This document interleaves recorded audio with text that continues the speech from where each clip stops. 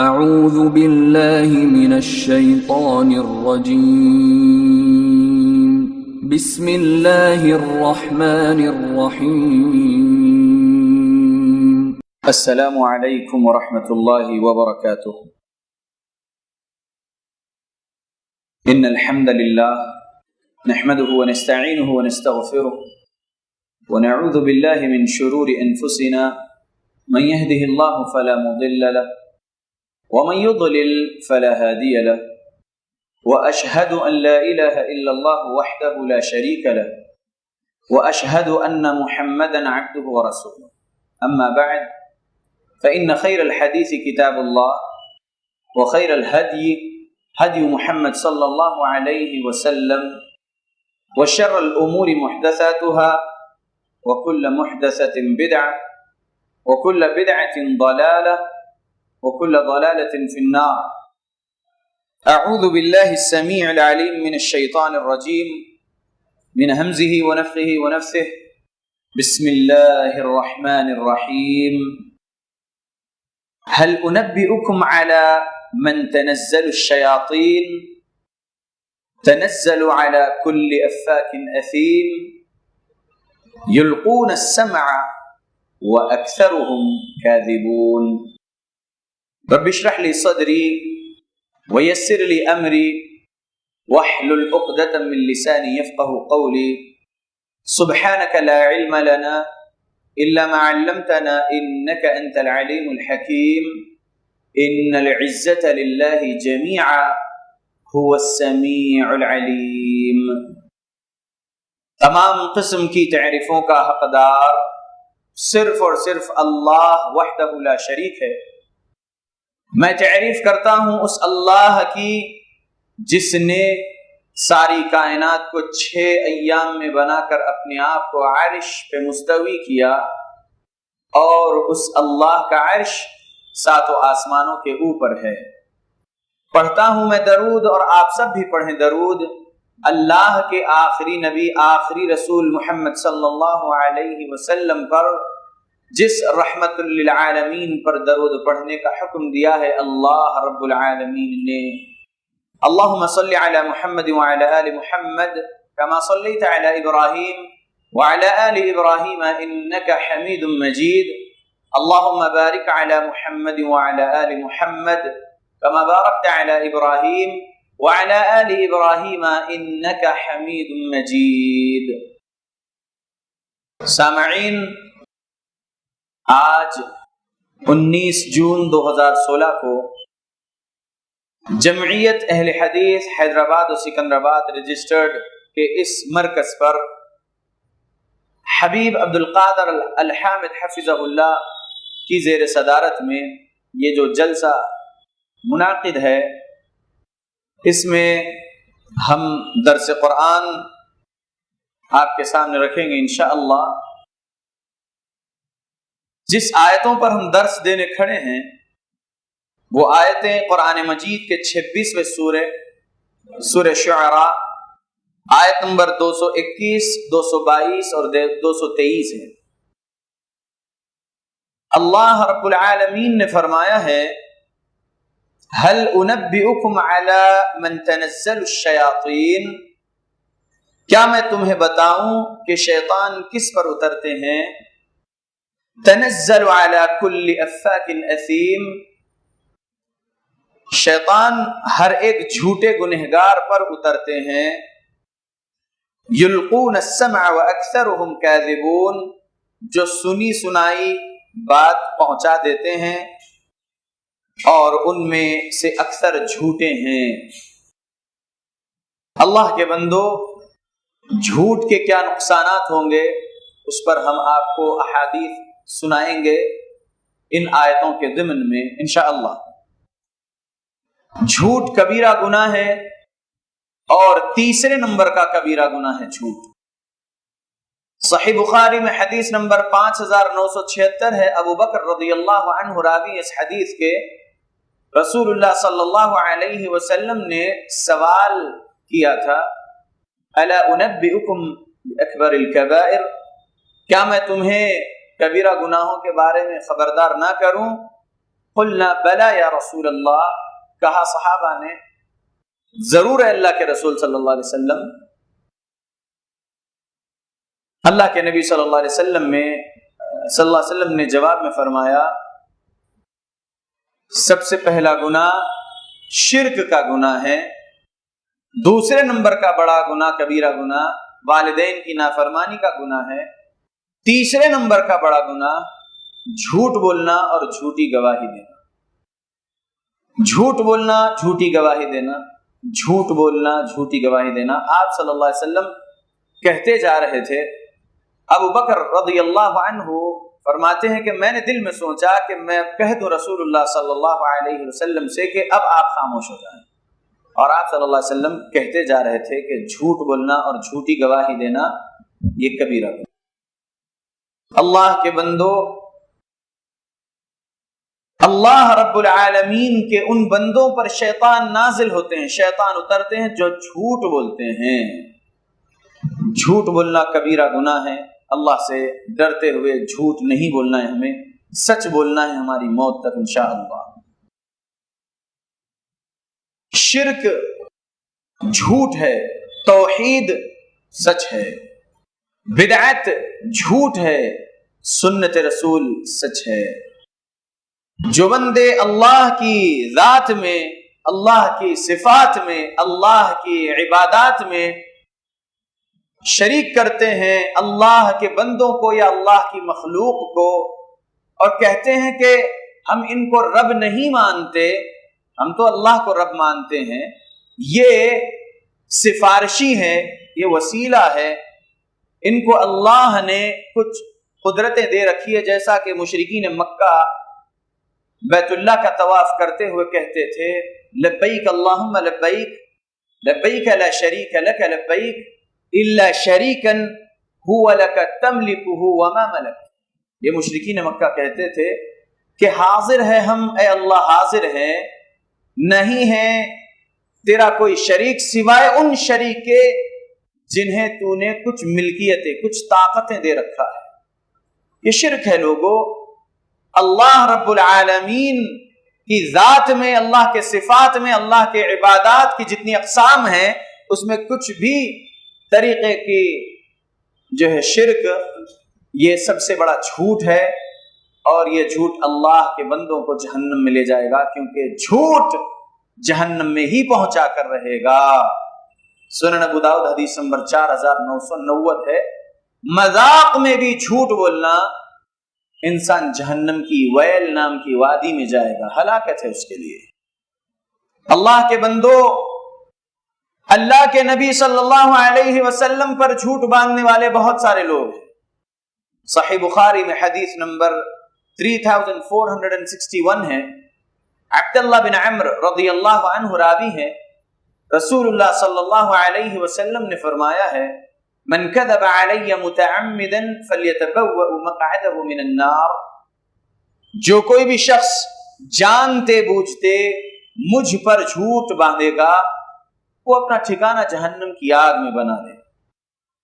یعنی رسول اللہ صلی اللہ علیہ وسلم کی تعلیمات میں کچھ اعمال نہیں ہیں، اور وہ اعمال کو یہ رسول اللہ کی تعلیمات سے ہے کہہ کر اگر کوئی بندہ کہتا ہے تو وہ بندہ اللہ کے رسول صلی اللہ علیہ وسلم پر جھوٹ باندھ رہا ہے، اور وہ جھوٹ اسے جہنم کی آگ میں لے جائے گا۔ اللہ کے بندو، اللہ پر بھی جھوٹ نہیں باندھنا ہے، اللہ کے رسول صلی اللہ علیہ وسلم پر بھی جھوٹ نہیں باندھنا ہے۔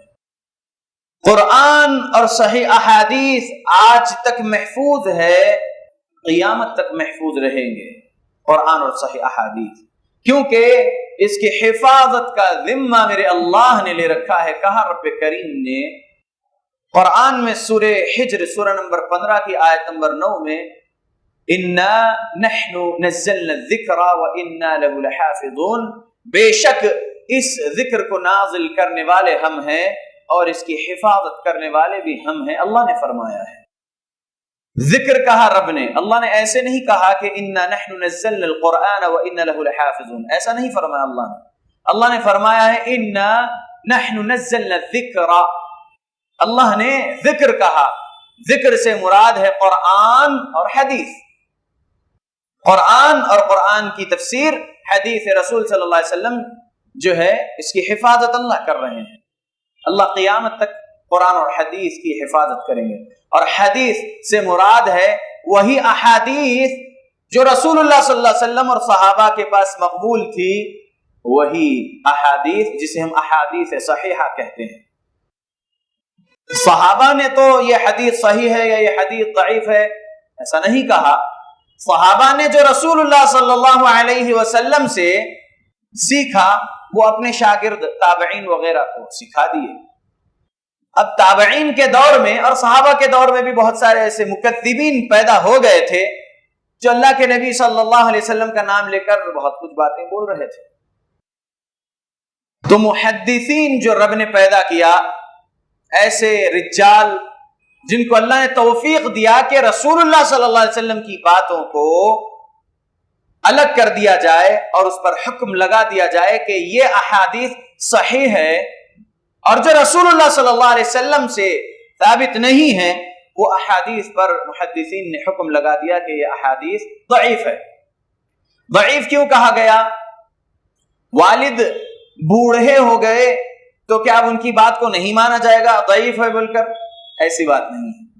ضعیف کس معنی میں، حدیث میں ضعف کیا ہے وہ دیکھا گیا اور اس پر حکم لگایا گیا کہ اس حدیث میں یہ ضعف پایا گیا، اس وجہ سے اس حدیث کو ضعیف کہا جاتا ہے. یعنی کمزوری یعنی کوئی بندہ حدیث بیان کر رہا ہے، جیسے 248 نمبر والی حدیث موطا امام مالک میں ہے.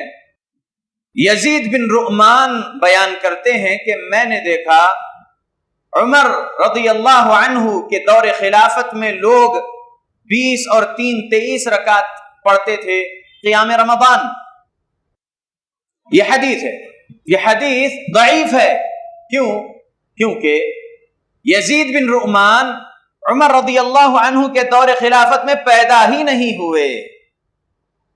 جو بندہ پیدا نہیں ہوا وہ بندہ بیان کر رہا ہے کہ میں نے دیکھا کہ عمر رضی اللہ عنہ کے دور خلافت میں 20 رکعت تراویح اور 3 وتر پڑھائی جاتی تھی. یہ حدیث موطا امام مالک میں حدیث 248 ہے. تو حدیث ضعیف ہے. محدثین اسماء الرجال کا علم حاصل کیے، اسماء الرجال کا علم رکھنے والے. اسماء الرجال یعنی اسماء یعنی نام، رجال یعنی ایک سے زائد مرد، وہ مردوں کے نام جو احادیث رسول بیان کر رہے ہیں. تو ان مردوں کے احوال کا علم رکھنے والے محدثین یہ علم حاصل کیے کہ یہ بندہ جو روایت کر رہا ہے کیا وہ اس دور میں تھا جس سے روایت کر رہا ہے؟ نہیں تھا. تو اس آدمی کے اس جھوٹ بولنے کی وجہ سے یہ حدیث ضعیف ہے. اللہ اکبر. تو ضعیف حدیث اس لیے کہا جاتا ہے کہ حدیث میں وہ کمزوری ہے. اللہ کے بندو، اللہ کے نبی صلی اللہ علیہ وسلم پر بھی جھوٹ باندھنے والوں نے بہت ساری جھوٹی باتیں بولے ہیں. وقت نہیں ہے، میں نے تو اس عنوان پر بہت ساری باتیں آپ کے سامنے رکھ سکتا تھا. بس اتنا یہ حدیث یاد رکھ لیں. صحیح بخاری حدیث نمبر 3461 عبداللہ بن عمر رضی اللہ عنہ روایت کرتے ہیں، رسول اللہ صلی اللہ علیہ وسلم فرمائے من کذب علی، جو کوئی بھی جھوٹ باندھے، جھوٹ بولے مجھ پر، متعمدن جانتے بوجھتے، جان بوجھ کر، فلیتبوأ مقعدہ من النار، وہ شخص اپنا ٹھکانہ جہنم کی آگ میں بنا لے. تو ہمیں حدیث کا علم حاصل کرنا چاہیے اور پھر اس حدیث کی سند کا بھی علم حاصل کرنا چاہیے کہ یہ سندن صحیح حدیث ہے یا ضعیف. نہیں تو جھوٹے لوگوں کی جھوٹی باتوں کو ہم بھی بولتے پھریں گے، رسول اللہ پر جو ہے ہم جھوٹ باندھنے والوں میں سے ہو جائیں گے. اس لیے علم حاصل کیجئے سند کا بھی. علوم الحدیث، اصول الحدیث کا علم حاصل کرنے کے لیے علماء سے ملیے اور سوالات کیجئے، علم حاصل کیجئے.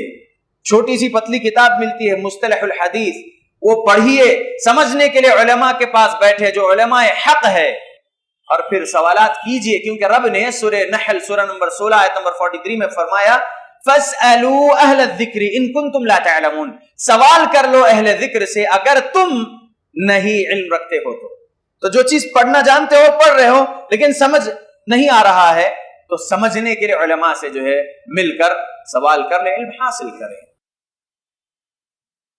یہ تو ہو گیا اللہ پر جھوٹ باندھتے ہیں لوگ، رسول اللہ پر بھی جھوٹ باندھتے ہیں لوگ۔ اللہ ہمیں جھوٹ بولنے سے بچائے، اللہ پر اور اللہ کے رسول پر بھی ہم جھوٹ بولنے والے نہ بنے، ہم سچے پکے توحید پرست مسلمان بنے رہے ہماری موت تک، اور سچے پکے سنت پر عمل کرنے والے مسلمان ہم بنے رہے، ہم بدعات خرافات سے بھی بچیں، آمین۔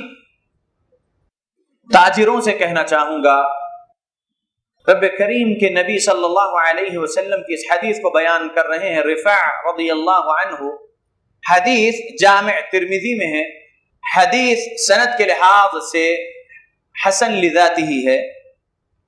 وہ فرماتے ہیں کہ رسول اللہ صلی اللہ علیہ وسلم بازار میں آئے اور فرمایا، یا معاشر التجار، اے تاجروں کی جماعت۔ جب اللہ کے نبی صلی اللہ علیہ وسلم سے فرمائے تو صحابہ رضی اللہ عنہم اجمعین جو تھے اس بازار میں، وہ اپنی گردنوں کو اٹھا کر رسول اللہ صلی اللہ علیہ وسلم کی طرف متوجہ ہو گئے۔ کیا بولنا چاہتے ہیں اللہ کے نبی صلی اللہ علیہ وسلم؟ آپ صلی اللہ علیہ وسلم نے فرمایا، ان التجار یبعثون یوم القیامت فجارا، بے شک اٹھائے جائیں گے قیامت کے دن تاجر لوگ گنہگاروں کی شکل میں۔ اللہ اکبر، کون سے تاجر؟ الا من اتقى الله وبر وصدق، الا من اتقى الله وبر وصدق، سوائے ان تاجروں کے جو اللہ سے ڈرتے رہے، جو نیکی کا کام کرتے رہے اور جو سچ بولتے رہے۔ جو تاجر اللہ سے ڈرے، نیکی کا کام کرتے رہے اور سچ بولتے رہے، ایسے تاجر کے علاوہ جو تاجر لوگ ہوں گے وہ گنہگاروں کی شکل میں اٹھائے جائیں گے کل قیامت کے دن۔ رسول اللہ صلی اللہ علیہ وسلم کی حدیث جامع ترمذی میں حدیث نمبر 1210 ہے، حسن لذاتہ سند۔ ان التجار، بے شک تاجر لوگ، یبعثون یوم القیامہ، اٹھائے جائیں گے قیامت کے دن، فجارا، گنہگاروں کی شکل میں۔ تو ہم میں جو تاجر ہیں وہ اس حدیث سے سبق حاصل کریں، ہم گنہگار تاجر نہ بنے اپنی زندگی میں، ہم سچ بول کر کاروبار کریں، ہم نیکی کرنے والے تاجر بنے رہیں۔ چھوٹا سا آپ کا کاروبار ہو یا بڑا، تجارت آپ کی اسمال سکیل یونٹ والی ہو یا لارج سکیل انڈسٹری پر ہو، آپ اللہ سے ڈرنے والے بنے۔ اور جو بندہ رب سے ڈرے گا، رب سے جو بندہ ڈرے گا، اللہ نے فرمایا سورہ طلاق سورہ نمبر 65 28 پارے میں ہے، اس کی آیت نمبر 2 اور 3 میں رب نے فرمایا، وَمَن يَتَّقِ اللَّهَ، اور جو کوئی بھی اللہ سے ڈرے گا، يَجْعَلْ لَهُ مَخْرَجًا، اللہ اس کے لیے راستہ نکالیں گے، وَيَرْزُقُهُ مِنْ حَيْثُ لَا يَحْتَسِبُ، اور ایسی جانب سے اسے اللہ روزی دیں گے جہاں سے وہ گمان بھی نہ کر سکے۔ آج کئی ایسے تاجر ہیں جو کہتے ہیں کہ ہماری تجارت سے ہمیں نقصان ہی ہو رہا ہے، فائدہ کچھ نہیں مل رہا، پیسہ آ رہا ہے لیکن جا کہاں رہا ہے نہیں سمجھ میں آ رہا ہے، برکت نام کی چیز نہیں ہے۔ تو کہوں گا سورہ طٰہٰ سورہ نمبر 20 کی آیت نمبر 124 میں رب نے فرمایا کہ وَمَنْ أَعْرَضَ عَنْ ذِكْرِي، اور جو کوئی بھی اعراض کرے گا میری یاد سے، فَإِنَّ لَهُ مَعِيشَةً ضَنْكَ، تو میں اس کی معیشت کو تنگ کر دوں گا۔ جس کی معیشت کو اللہ تنگ کر دے اس کو کون راحت اور برکت اور چین اور سکون دے سکتا؟ کوئی نہیں۔ کیا فرمایا رب نے؟ وَمَنْ أَعْرَضَ عَنْ ذِكْرِي، اور جو کوئی بھی اعراض کرے گا میرے ذکر سے۔ ذکر میں ذکر نماز کو بھی کہہ سکتے ہیں، ذکر یاد کو بھی کہہ سکتے ہیں، ذکر نصیحت کو بھی کہہ سکتے ہیں، ٹھیک ہے۔ جو لوگ نماز نہیں پڑھنے والے تاجر ہیں وہ سمجھ لیں 21ویں پارے کی پہلی آیت، اور سورہ نمبر آیت نمبر سے یاد رکھنا ہے تو سورہ عنکبوت سورہ نمبر 29 کی آیت نمبر 45 میں رب نے فرمایا ان الصلاة تنہی عن الفحشاء والمنکر ولذکر اللہ اکبر، نماز ذکر اکبر ہے۔ رب نے 21ویں پارے کی پہلی آیت میں ہمیں سبق دیا ہے۔ تو نماز نہیں پڑھنے والے جو تاجر ہیں وہ اس آیت پر غور کر لیں، سورہ طٰہٰ آیت نمبر 124، وَمَنْ أَعْرَضَ عَنْ ذِكْرِي، جو میرے ذکر سے اعراض کرے گا، غفلت اختیار کرے گا، منہ موڑے گا، فَإِنَّ لَهُ مَعِيشَةً ضَنْكَ، اس کی معیشت کو اللہ تنگ کر دیں گے. وَنَحْشُرُهُ يَوْمَ الْقِيَامَةِ أَعْمَى، اور اللہ رب العالمین قیامت کے دن اسے اندھا کر کے اٹھائیں گے. اللہ ہمیں بچائے، اللہ ہمیں بچائے، آمین.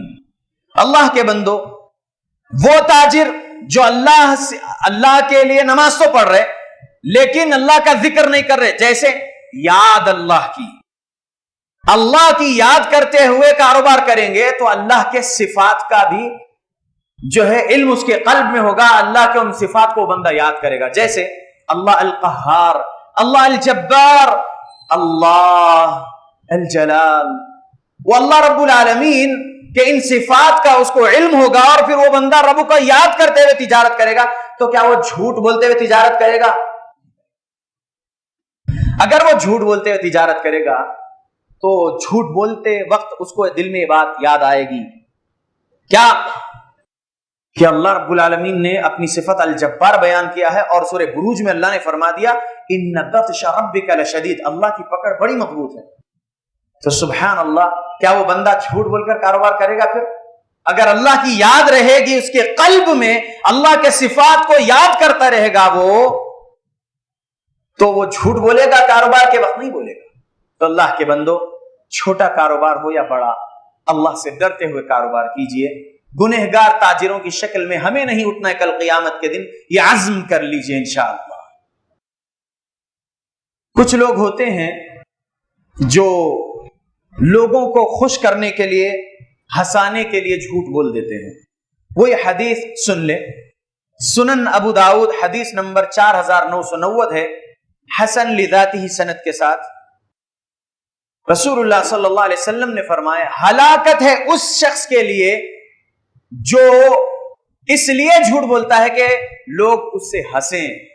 لوگوں کو ہنسانے کے لیے جھوٹ بولنے والے شخص کے لیے ہلاکت ہے، ہلاکت ہے، کہا رسول اللہ صلی اللہ علیہ وسلم نے. تو مذاق میں بھی جھوٹ نہ بولو اللہ کے بندو. سیریس میں جھوٹ بولنا تو بہت بڑا کبیرہ گناہ ہے، لیکن مذاق میں بھی جھوٹ بولیں گے تو جہنم ملے گی، یہ رب کے نبی نے فرمایا ہے.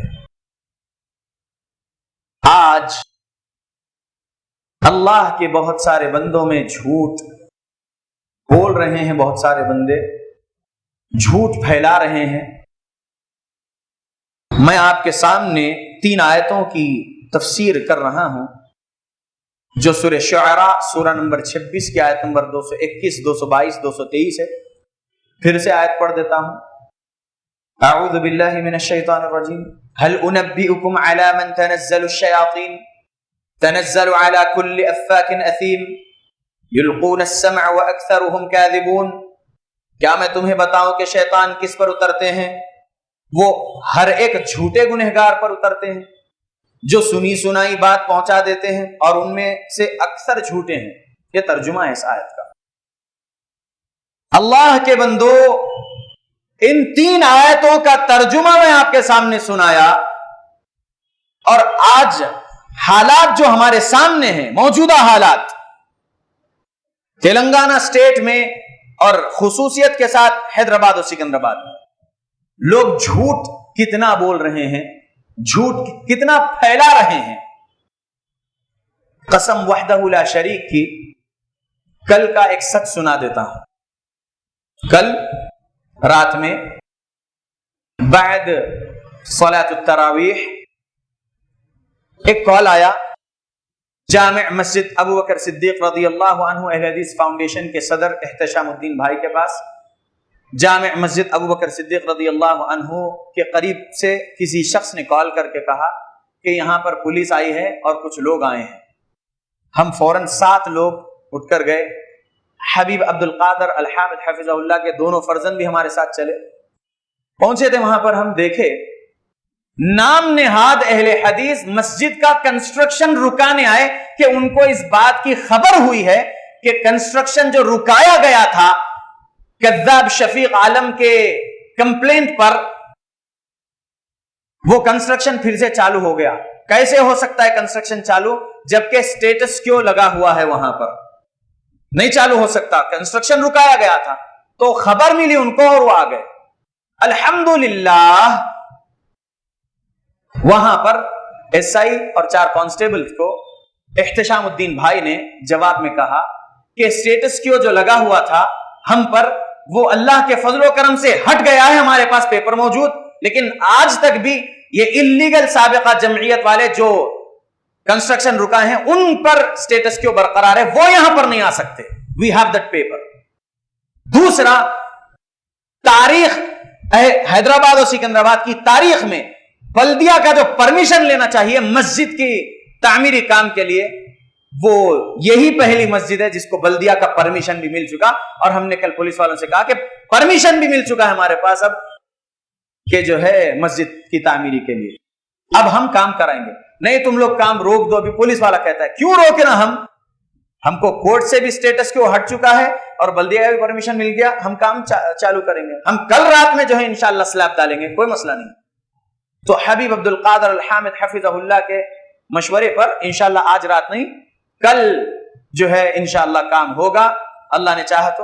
اور آپ تمام کو اللہ سے محبت ہے، اللہ کے گھر سے محبت ہے، تو کل ظالم لوگوں کے خلاف میں اگر آنا پڑے تو آنا ہوگا انشاءاللہ. جو رب کے گھر کا کام رکانا چاہے گا ہم ایسے ظالموں کے خلاف میں کھڑیں گے. اگر ہماری جان چلے جائی تو جانے دیں گے ہم اللہ کی رضا کے لیے، اللہ کے گھر کے کام کے لیے ہم اپنے آپ کو قربان کریں گے.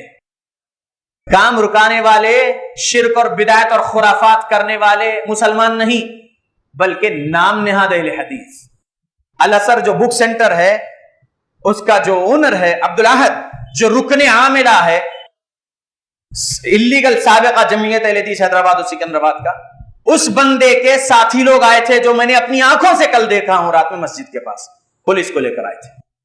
خیر ان کے علم میں تھا کہ جو ہے ان کے اوپر ابھی سٹیٹس کو برقرار ہے، کیسا چالو کرے، لیکن الحمدللہ کل احتشام بھائی نے وہاں پر اعلان کر دیے مسجد کے پاس. اس لیے آج میں پبلکلی اعلان کر رہا ہوں الحمدللہ کہ اللہ نے ہمیں کامیابی دیا ہے. الحمدللہ آج مسجد وہ تعمیر ہوگی، اب انشاءاللہ ہوگی، اللہ کے فضل و کرم سے ہوگی. اور جو کوئی بھی اللہ کے گھروں کے تعمیری کام کو رکانے والے کام کریں گے وہ سورہ بقرہ سورہ نمبر 2 آیت نمبر 114 کی خلاف ورزی کر رہے ہیں.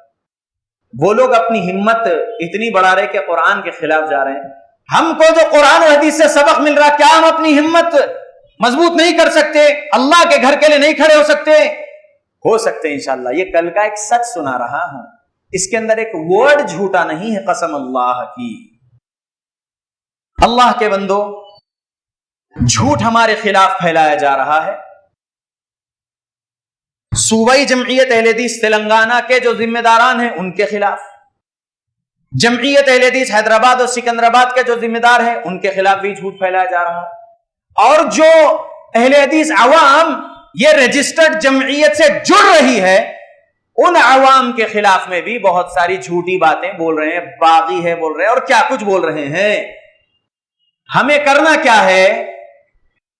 گالی نہیں دینا ہے کسی کو. یاد رکھ لیجئے انشاءاللہ 3559 نمبر والی حدیث صحیح بخاری کی یاد رکھ لیجئے.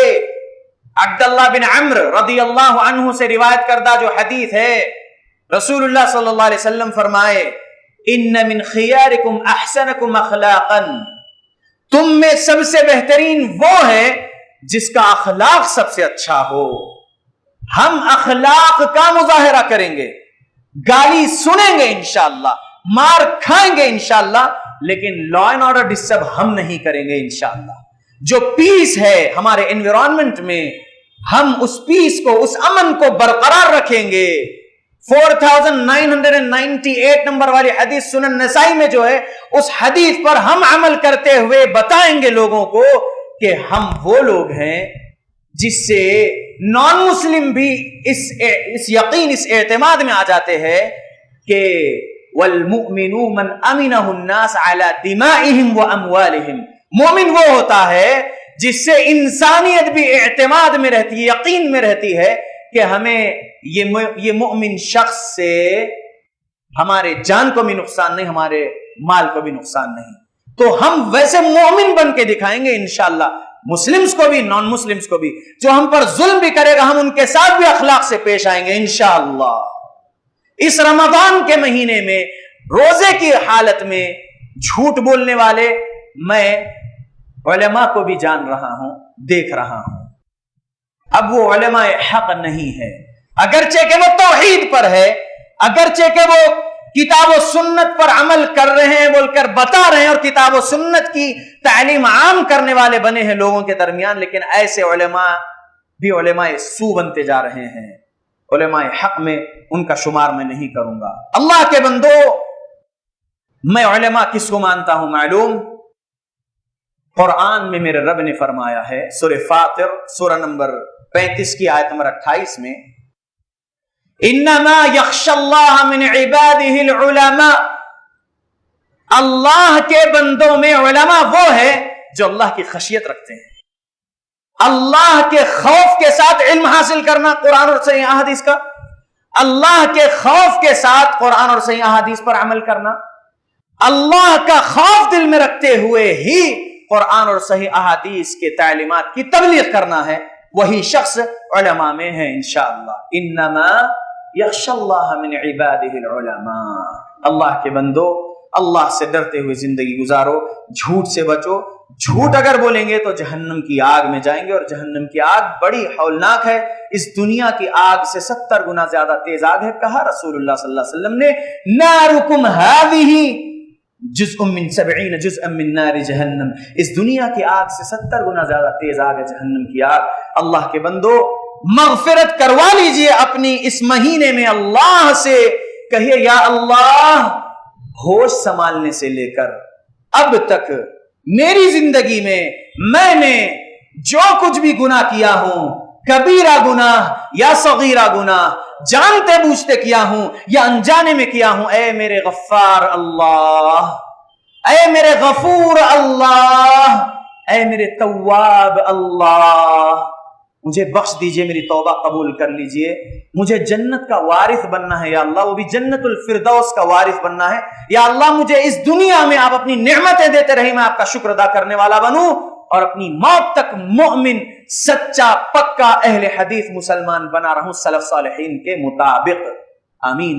اللہ ہماری تمام دعاؤں کو قبول کرے۔ ربنا تقبل منا انك انت السميع العليم وتب علينا انك انت التواب الرحيم، واخر دعوانا عن الحمد لله رب العالمين، والسلام عليكم ورحمة الله وبركاته۔